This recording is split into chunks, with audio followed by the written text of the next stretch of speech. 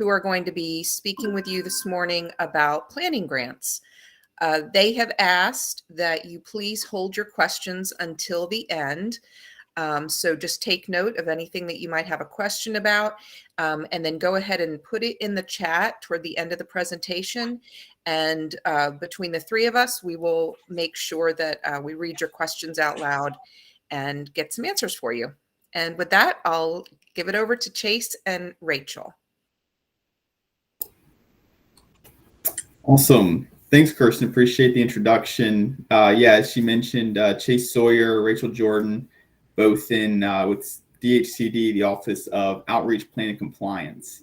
New title we're all kind of working with. Yeah, and feel free, if you don't mind holding the questions to the end, put them in the chat. We'll hopefully we'll do such a great job with the presentation. There won't be any questions, but inevitably there will be. So happy to answer some at the end. We'll go ahead and start the video. Well, hello there. I'm Susie Q from the land of far, far away.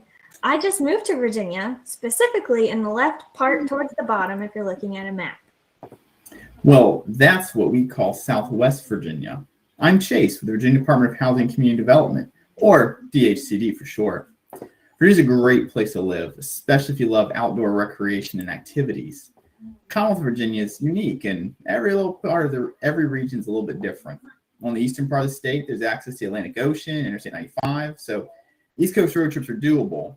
And in Central Virginia, you get some valleys, mountains, wineries, even a zoo. Northern part of the state's where many major business centers like to locate, and it's easy to get to the capital. Well, this all sounds great, and I'm ready to start exploring. Let me tell you the real reason why I was connected to you. I, from the land of far, far away, landed in a teensy tiny town called Little Town. And it's got some charm and character for sure, but there isn't much pedestrian activity during the day.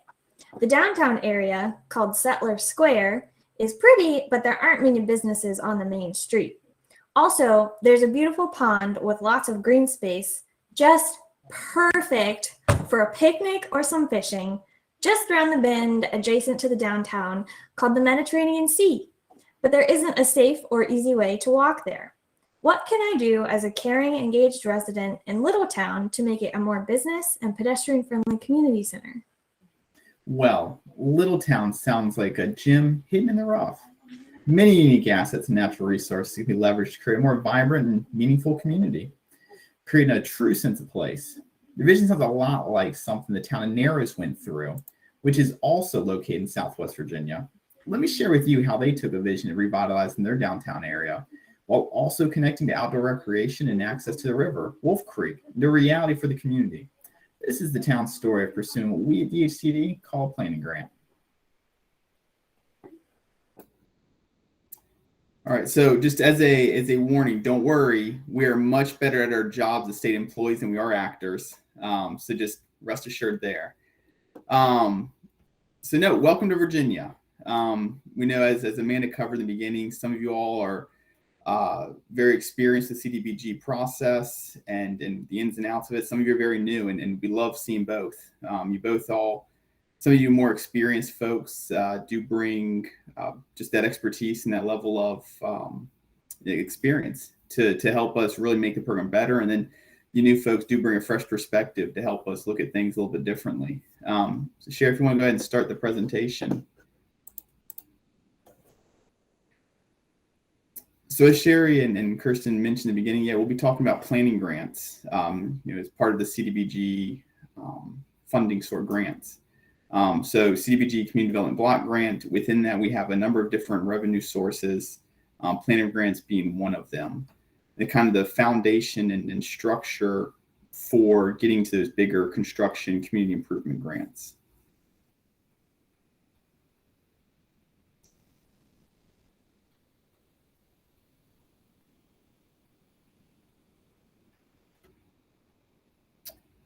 So I'll keep going. Slides will catch up. We did just start, we put up our 2022 program design for the CDBG program. Within that, there's a planning grant section. As most of you know, April 1 is kind of the important date to remember. April 1, in terms of planning grants, is when we start accepting applications. So April 1st to December 31st, we begin accepting planning grant applications, and we review them on a rolling basis. Our office tries to look at them about once a month. So if you don't get them in right on April 1st, it's fine, plenty of time. We usually review them and work through them and award them as long as we have funding available. Much like other CDBG applications and grants, it's focused on localities. And so with other, CIG grants, the localities would be the ones to prepare and submit the applications. It's the exact same with the planning grants. The localities, whether it's the city, the county, the town, are ultimately the ones on the hook for it. Obviously, we encourage PDCs and consultants to help the localities with preparing those. But at the end of the day, the applications must be submitted by the localities themselves. And into that regard, supported by, support from local governments, and in the community as a whole is a large part of what we're looking for during this planning grant process. And we'll get to that later. We really like to emphasize need, timeliness, and readiness. And so the planning grants are kind of helping you bridge the gap from knowing that there's a need in the community to documenting that need to then actually being able to do something to alleviate that need. And as I mentioned, meaningful community and citizen participation is key for really any CDBG grant, but it's what we're really looking for in the planning grant process. All right. How are we doing with the slides? And just a second, I think, Sherry's back. Okay, sorry about that, Sherry. I apologize. My computer decided to go to sleep in the middle of all of that. I am bringing up your slides now. My sincere apologies. Not a problem. All of us get tired, even computers, even technology. Apparently. So it's good to know when the computers and Google and Amazon all come, to take us, that even they need some sleep breaks every now and then. All right. So we can start getting into the different types of planning grants. I believe we're down somewhere around slide 7. So there are, we'll say, 6 general categories for planning grants. The planning grant categories generally align with the construction sort of focused CDBG grants. So we have housing rehab, public infrastructure, business development, revitalization, community services facility, public services. And I lost count of those, but we'll get to these in a second. So housing rehab. So for a housing rehab planning grant, we've got a maximum grant award of $50,000. Community needs assessments, a large part of what we're looking for with that when we're going through the planning grant is making sure there's actual need and making sure it's a comprehensive analysis that, you're making sure that it's not just the housing, but are there, public infrastructure components as well. We've also recently put an emphasis on lead hazard reduction and energy efficiency. So as we're going through and evaluating the need, looking at those components as well. And household income surveys are a key element for our housing rehab projects. LMI eligibility. So as Amanda touched on, the bit of alphabet soup, LMI, low to moderate income. LMI benefit is the most common most common benefit that is met in terms of national objectives from the CDBG program. The other one will be slum and blight reduction. And we can get to that in a second. But for the most part, we're going to be addressing LMI benefit. Public infrastructure, again, maximum grant award of $50,000. We're looking at water, sewer, stormwater, street improvements. Generally, those are in conjunction with other projects, as we'll see, comprehensive community development or housing rehab. But there are cases where, for a community, we're just looking at the public infrastructure. Next, we also have comprehensive community development planning grants. So that's one where, again, the focus is housing rehab, but we'll also include public infrastructure improvements. For that, we'll have a maximum grant award for the planning grant of $60,000. We also look for a community needs assessment when we're developing those. And then a business district revitalization or BDR planning grant. So those, again, $50,000 is the maximum grant award for that. This is the one where in terms of the national objective we're trying to meet, we're looking at slum and blight reduction. And that could be physical, it could also be economic. The key takeaway from a BDR planning grant is the economic restructuring plan. That's and then quite honestly, this is one of the more intensive planning grants, more time intensive, more effort intensive. But the economic restructuring plan is a key takeaway and really sets you up on a good path for when you're submitting for a competitive CDBG application. Next, then we have public services planning grants.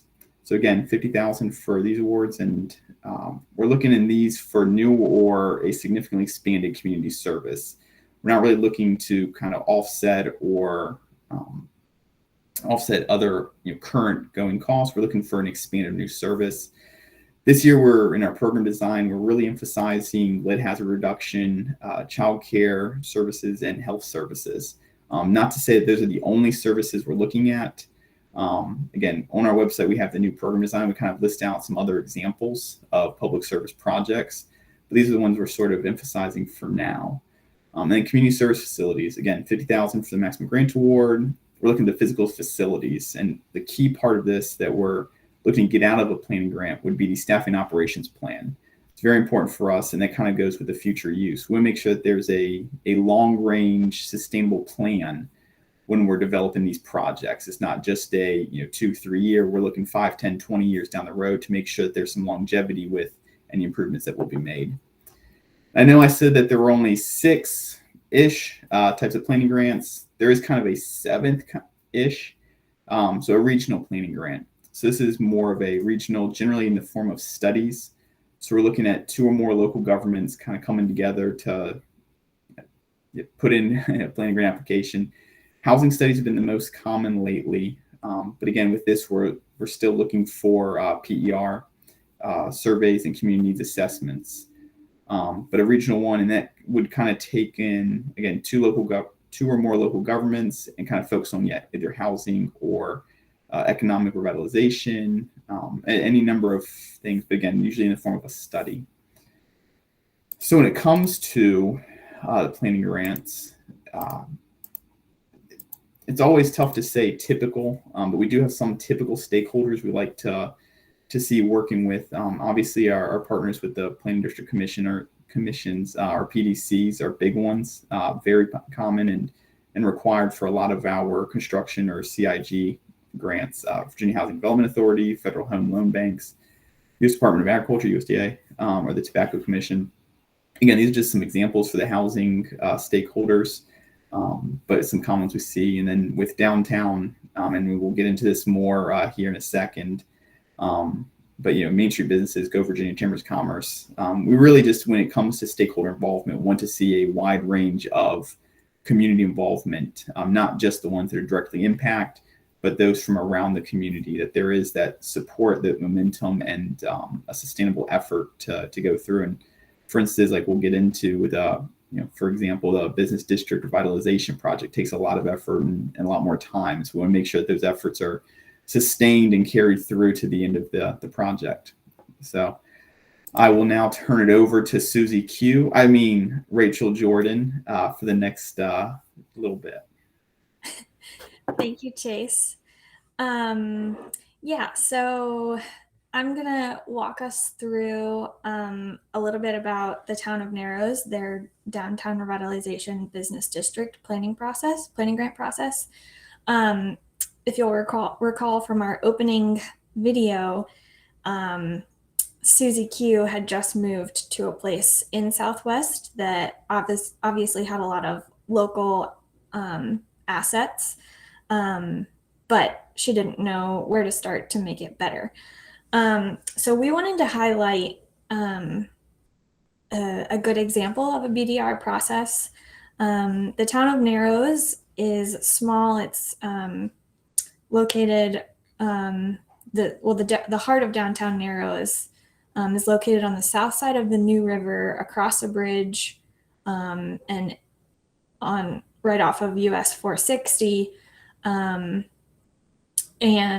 so it's right now, it's pretty difficult for passing drivers to recognize the downtown district and access all that it has. And yes, BDR stands for Business District Revitalization. Thank you, Blair. We have a lot of acronyms. Can't tell already. So in the town of Narrows, the main street leads to the Mill Creek Trail system, which extends into Jefferson National Forest and the Appalachian Trail. Some of these photos are the local assets in or near the town of Narrows, right on the New River, which is beautiful. They've got some playgrounds really close to Mountain Lake Lodge. The northern boundary of the project also leads to a place called Camp Success, which is a town-owned campground with a disc golf course and boat landing along the New River. And so, yeah, they just have a lot of assets that are unique to the town. And they really wanted to capitalize on this. But in the downtown, specifically in Narrows, which kind of like anchored this project, it was it's a vacant former contractor's building. So the town recognizes it as blighted because it's vacant, it's deteriorating. It created a gap along the commercial buildings on that main street. So the town plans to redevelop that property as an outfitters facility, connecting it to all the things that we've mentioned. This photo of the town is Cascades Drive, which is a gateway entrance to the New River looking south to River Road, so towards the New River. In here, the library and the municipal building are on the left, and the fire department is on the right, as well as a parking area. But as you can see, it's not very pedestrian friendly. There are no sidewalks or cross paths. There's an extensive amount of pavement, and there's no directional signage indicating which way you're going or where you're headed. So this was a major point that they wanted to improve. So this photo is taken from their conceptual design of the downtown area. As you can see on the northern part is the New River.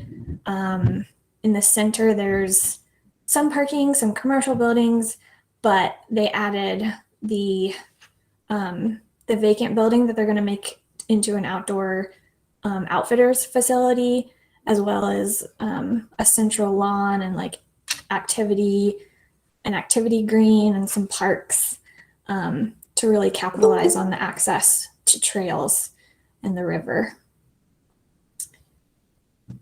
Next slide. So typical in any BDR or downtown project, we encourage business participation, and as well as like a diverse business participation. For the town of Narrows, they had about 18 businesses that were initially interested in participating in this project. And so that business participation could include all the things that they want to do, but here specifically shows a facade improvement rendering.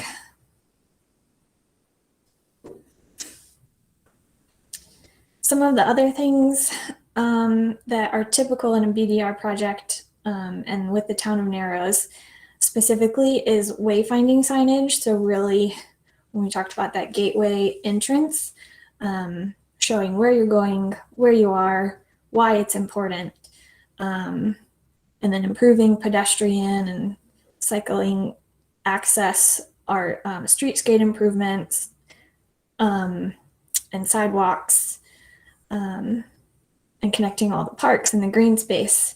And then also in a BDR project, local and regional marketing and branding to connect to tourism events or annual events that are unique to that area.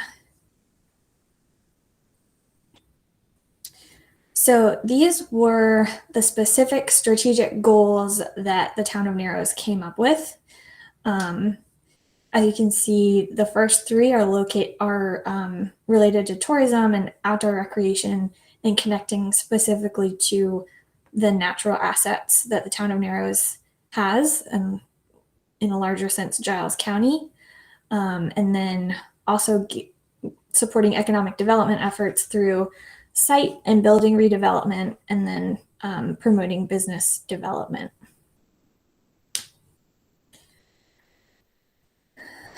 So also strategic goals can just be a similar term would be the project outcomes, which are like the long-term vision for the future of the downtown. And so partners and capacity relationships can help support all of these strategic goals. With the town of Narrows, they had kind of a lot of players from the beginning. They had a pretty comprehensive public input process. The Narrows Now Community Coalition is a regional and local organization that works with high school students on recreational projects. Very unique to the town of Narrows in that area down there. The New River Valley Regional Commission, which is like their version of the PDC down there, big player. The town of Pembroke, the town of Narrows, and Giles County. Those are the major localities involved. And then the town of Narrows hired a consultant, Hill Studio, who designed all of the conceptual renderings and draftings, like the drawing of the map that we saw earlier.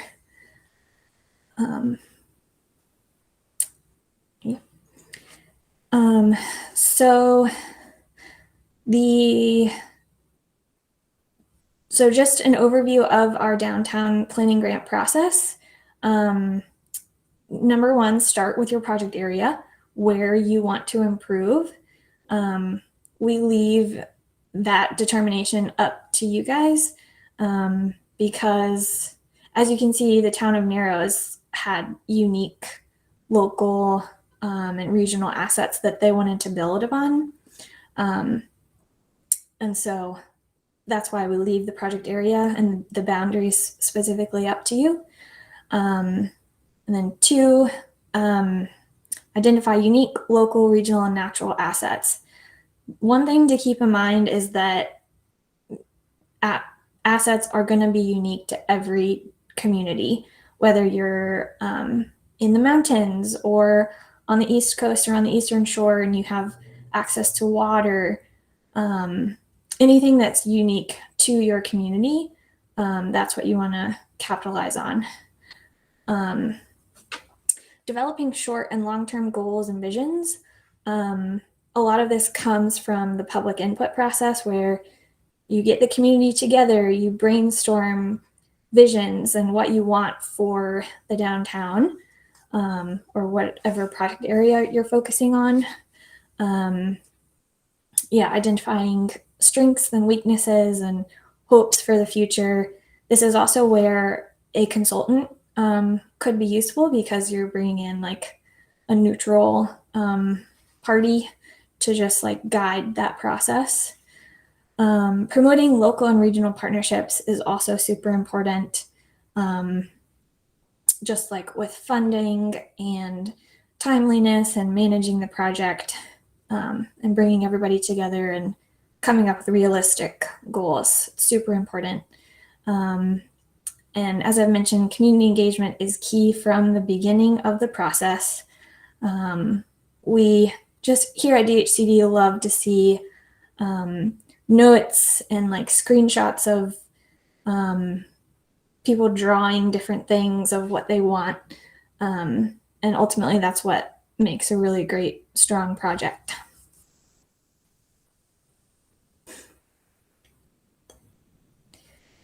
So the BDR planning grant, Business District Revitalization, as we mentioned, $50,000 is the maximum amount you can get for a planning grant for BDR projects.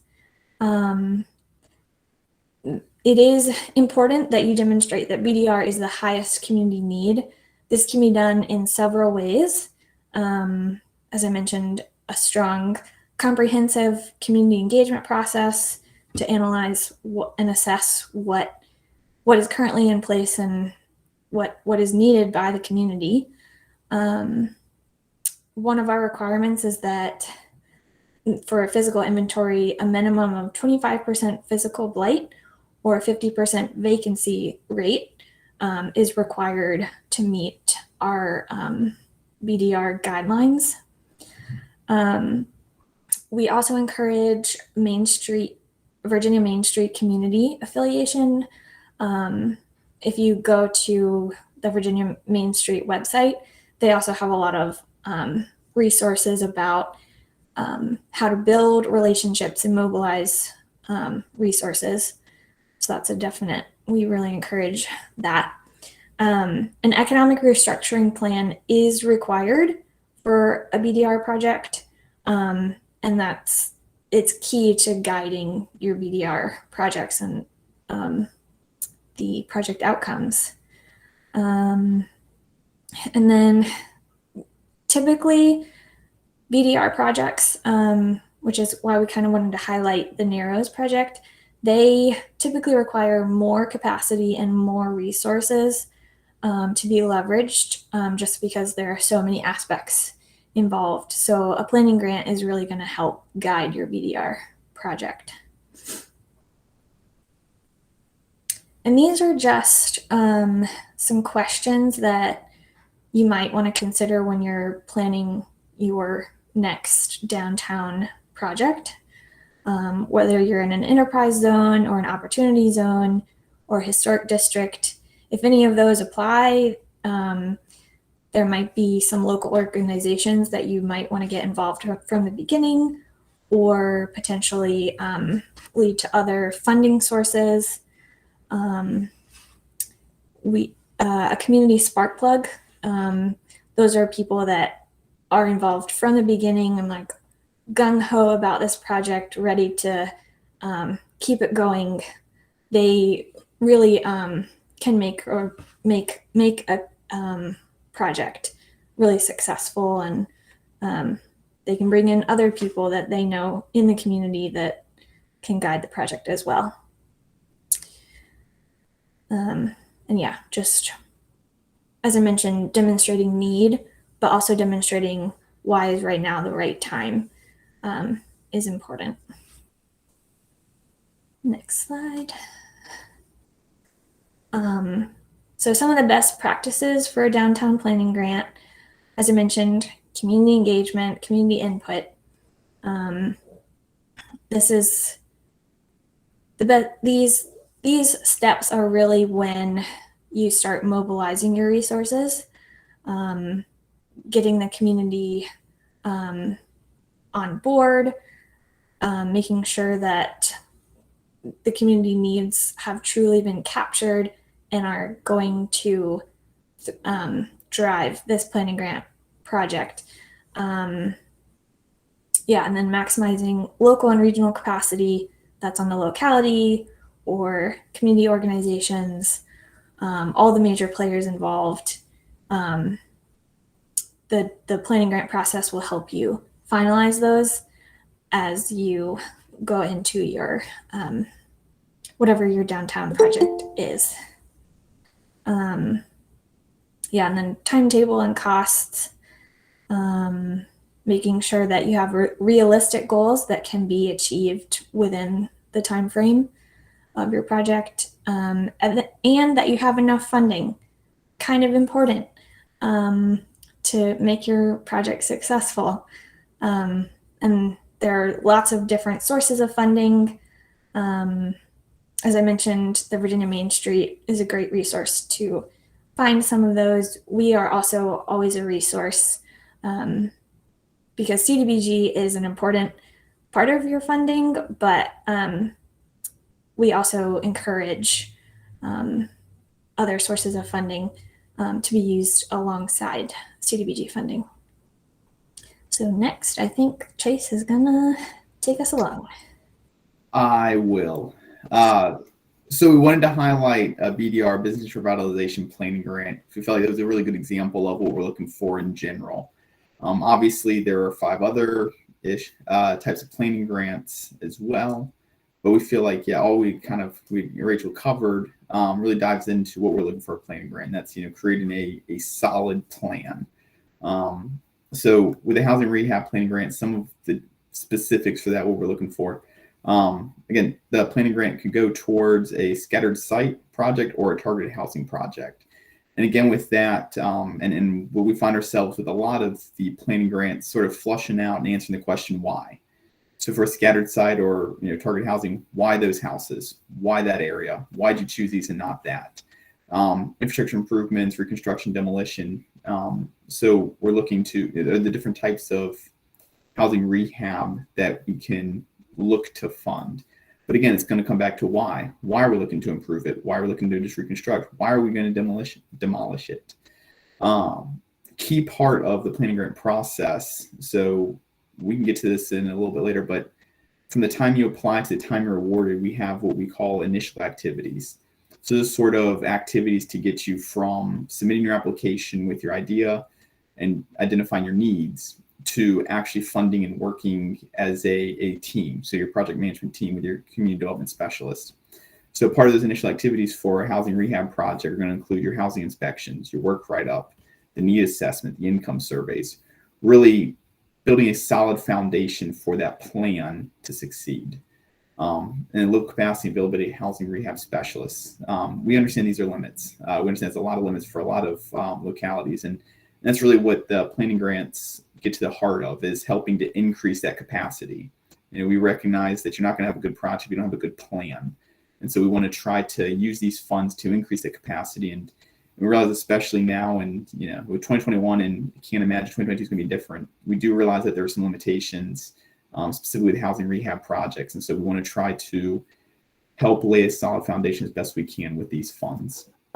So next we have an example, of a successful housing rehab project. This is one of a project that went through the planning grant process and then went through a competitive construction project. And you can see just the difference that makes in a community if you're converting houses from that before to that after, the difference that makes in a community. And even when you just a handful of houses, the benefits you can see.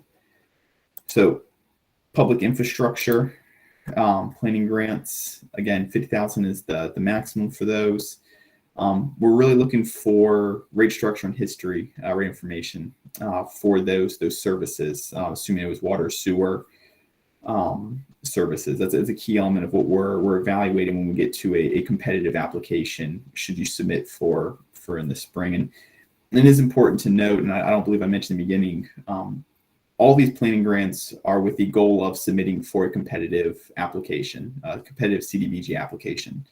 That is the goal. It's not a requirement, but it is the goal. We're looking to build that foundation. But I know we get questions. Well, if we put in these planning grant, put in a planning grant application and order funding, do we have to follow through with the full project? No, you don't. This is building that plan, and it's very possible you go through the planning process and realize, well, maybe this isn't as large of a need as we need. Maybe this isn't our priority. Those we're just starting to flush out. But I feel like it's important to mention that just because you have a planning grant doesn't mean you have to put in a competitive application that next cycle or even at all. But again, with public infrastructure, looking for that rate structure and the history of the rate, of the rates, and we're looking to make sure it still remains affordable. Again, this is going to address that LMI benefit. So we want to make sure that we are putting in that public infrastructure, but then it remains affordable. And we're looking for user agreements. That's kind of how we assess the need, making sure that we have people that are going to buy in. And then that kind of goes into our next one, the community services facilities. With this and with public infrastructure and with a lot of our and public services to that extent, we don't fund speculative projects. We don't like what I'd call the field of dream approach of where if you build it, they will come. With the user agreements and the LMI documentation, we want to make sure that there is need and demand for facilities, and specifically with a community service facility, we want to make sure that, through this planning grant phase, we are documenting that and making sure that it is clear that there will be a long-term benefit to the community. Another key takeaway with the CSF planning grant would be the staffing and operations plan. It's another key element when we're scoring our competitive projects in the spring, making sure that there is that long-term plan for the facilities. Another key element to this is that the facility must be owned by the locality. Again, with CDBG projects, at the heart of it, we're looking to benefit localities. So as Rachel mentioned, we're looking for a wide variety of stakeholders in the community, but at the end of the day, it's the locality's application and project. And so they must be the owner of any of the facilities. And so going into public services, again, very similar to community service facilities. And as I mentioned earlier, we're looking for new service or a quantifiable increase. Again, looking for operation materials, programming. We want to make sure we have a solid plan in place, planning grant before we're funding a full project. And here, lead hazard reduction is a new item we're focusing on, and I believe Susan Hill will be following up on that later in another session. Is that blood testing, the coordination with the healthcare organization, nonprofits. We're really looking for creative solutions and creative ideas, and that's where we feel like the planning grant's a good stage to kind of flush that out. Lead hazard, or in housing rehab, we're looking for energy efficiency, trying to use some of these other programs, tying in and doing that during the planning stage of the projects. But again, and we'll have links to our program design, but we have some other examples of public service and community service facilities as well. So getting to the general process, as I mentioned, April 1st, that's kind of the key date to remember for most CDBG applications. So as it relates to planning grant applications, April 1st is when we begin accepting those applications. And again, we're accepting on a rolling basis. We're reviewing about once a month, and we'll accept those until the end of the year, December 31st, or until we've exhausted funding. You all can do the math. I believe we've allocated about $700,000 for this 2022 program year. If you look at the planning grants, most of them are about $50,000 for each one, with some exceptions. So quick math, that's about 14 planning grants a year is what we'll be looking at. So it's important. Obviously, you want to make sure you get your application in, but also want to make sure it's a good application. So with that, as you're developing the application, you're going to work with your local project management team, and that's going to be critical as you're going to do that planning grant process. You're going to start putting together a plan and kind of put together a rough budget for, what are you going to use those funds? $50,000 might not go as far as you think it does, but making sure you have a plan for how you're going to use that funding. Sort of identifying your needs. We recognize that not all localities are the same. Some have they all have different strengths and weaknesses and different capacity limitations. And so identifying those needs, do you need to be working, leveraging your PDC or leveraging a consultant as you work through this process? And then working through and identifying those needs, assessing those needs, and making sure that you're able to answer those why questions. Why now? Why is this a top priority? Why is this needed? And then, create a plan. So you're going to put together the PER, as I believe Joanne put in the comments, a preliminary engineering report. That's going to be very important for a number of these projects moving forward. Make sure you have good, reliable cost estimates. And then going into your pre-application items, some of these are covered in those initial activities I mentioned earlier. Some of these will be done as part of the planning grant itself.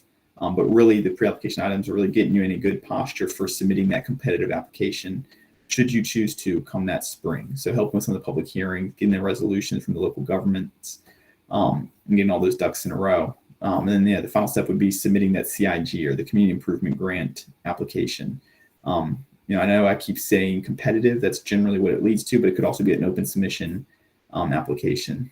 I'm not going to get too many details there. I know this folks to the planning grants, but so putting in the application, using all of those byproducts of the planning grant for your CIG application. Generally, we, once those applications, again, the CIG, the competitive applications are due April 1st. Once those come in, we're scored, evaluated. Usually have those finalized that August, and we're able to get projects underway. Just as a note, all of this, the application for both planning grants, competitive, open submission, all of that can be found in CAMS. It's right there. If you go to our website, dhcd.gov, there's a CAMS link at the top right corner, I believe. But that's going to be key for as you're working through these applications. So making sure you have those profiles. We're getting away from those paper copies. So it's just important to note that you're going to want to familiarize yourself with CAMS. Then we have a few additional resources. Obviously, you can't click the hyperlinks from this presentation, but when this goes out, this will be helpful. In the program design I've alluded to, we have a how to apply webinar we recently conducted, I believe a week or two ago. Planning grant handout, fact sheet, and then the CAMS portal. But you'll be able to access those through the hyperlinks once the materials go out after this grant management workshop. So with that, if anybody has any questions, we'd be happy to answer them to the best of our ability.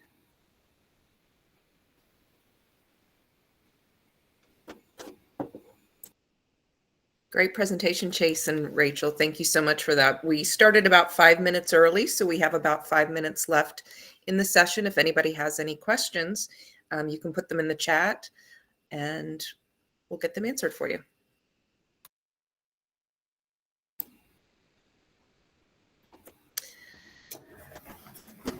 So I think I saw the first one, are entitlement communities eligible to apply for state CDBG grants? No, they are not. So we focus, our CDBG funding focuses on those non-entitlement communities. For those of you unfamiliar with entitlement, non-entitlement, entitlement communities are those that receive their own CDBG funding through the federal government. As I said in the beginning, CDBG program is a federal program. And so at the end of the day, all of our regulations and guidance ties back to that, to the federal government. So no, entitlement communities are not eligible for state CDBG grants. Focus on those non-entitlement communities.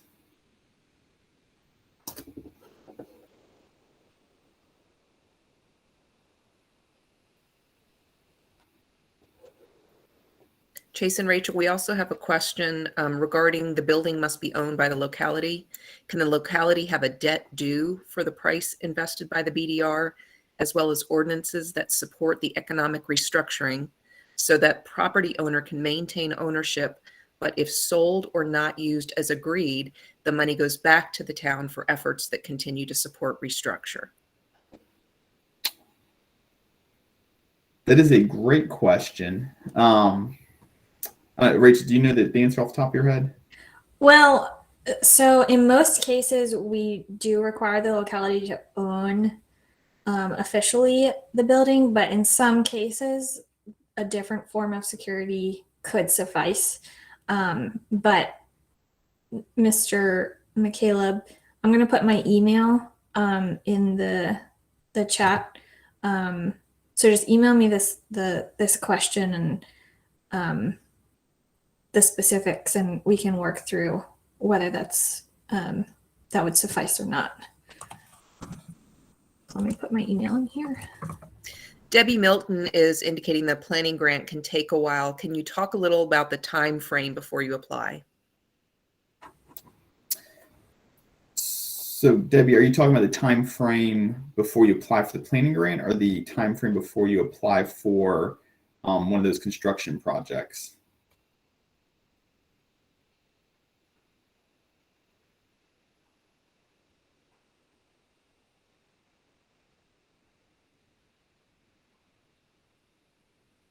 All right, I can answer both questions, I suppose. So I'm putting in a I'm sorry, application. he says apply for CDBG. Okay.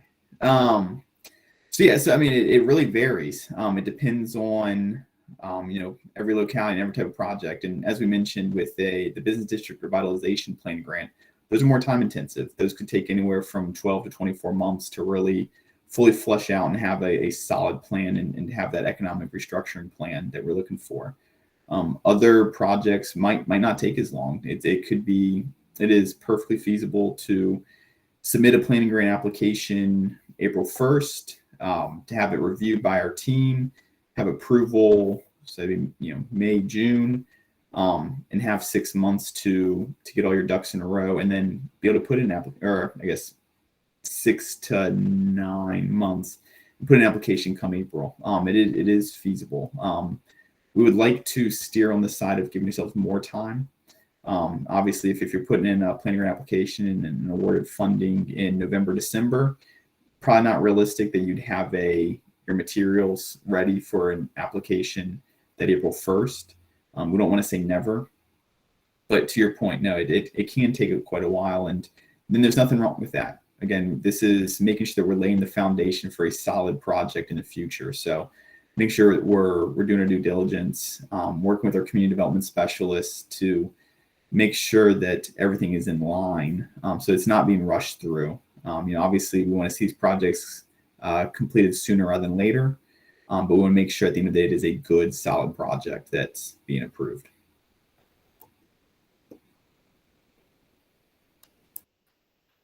Debbie says thanks for that information. If there are no further questions, we're at about time for this session. Sherry, we can give it back over to you. Thank you again, Chase and Rachel, for the great information. Okay, so we're going to take a quick break. When you come back, think about this for a few minutes. When you come back, we just have a quick little poll. Just click on the ones you want. I will have that up and running when you come back from the break. It is 10:44, so let's try and come back at 10:49 if that's possible. Thanks, everyone.